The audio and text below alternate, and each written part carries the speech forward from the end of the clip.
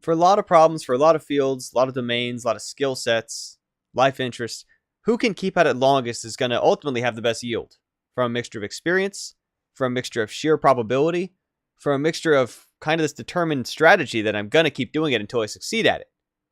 But in order to do something for the long run, it's got to mean that you're not tearing yourself apart every step of the way. It's got to mean you're not butting heads with everyone you encounter.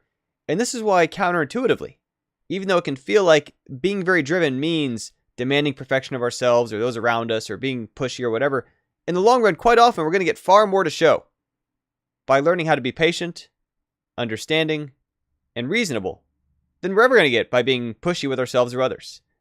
That those things are very short-term thinking. They're very short-term priority. They're very under the assumption that if it doesn't happen today, it can't happen at all. And you heard me talk yesterday, right? I'm always about also making sure that there is stuff happening, that you're figuring out ways and forms of it that you can fit in. But again, it begins with being reasonable with yourself and others. That it's quite often not worth getting worked up about, because the more you get worked up about something, the more it gets harder to go back to the thing. The more you start to separate yourself and get anxiety over, well, I don't actually want to do the thing, because when I do, I associate that with pain. I associate it with frustration. I associate it with doing things that I don't have to do and feeling ways I don't want to feel. It helps to chill out a little bit. It helps to stay calm.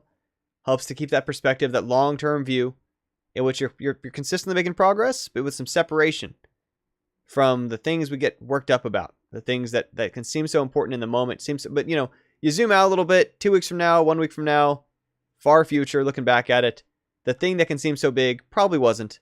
And the real way we start getting and seeing those kind of big accumulative results that we will look back on and see as enormous, those big shifts that happen, come from sustained, determined patience, understanding, and being reasonable. Not from going, in which you're going to run yourself or other people around you ragged, right? It's going to push other people away. It's going to push yourself away from the party that allows yourself to direct your work if you're not flexible. So flexibility is important as a long-term component. So again, long-term, you're going to have more to show, way better way to treat yourself and treat others around you. Just recognizing that it's not all about that near-term effect, that near-term priority. It's about the bigger scope.